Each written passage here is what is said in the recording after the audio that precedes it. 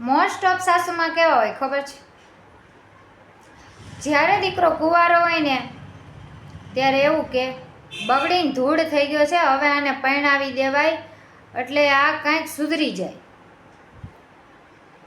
એ બગડેલા દીકરાને પરણાવી દે અને જેવો એ દીકરો પરણી જાય ને પછી શું કે ખબર છે? મારો દીકરો બિચારો ડાયો જ હતો, હોજો જ હતો, રામ જેવો હતો, પણ આ વવે બગાડી નાખ્યો. હવે આમાં તમને સમજાય જ નહીં.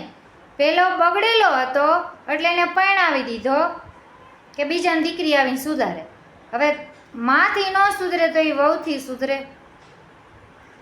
અને કદાચ એ લગ્ન પછી સુધરી જાય તો એમ કે લે મારો દીકરો તો ડાયો જ હતો, વવે આવીને બગાડી દીધો. હવે આવી હાવું માન ક્યાં મૂકવા જાવી?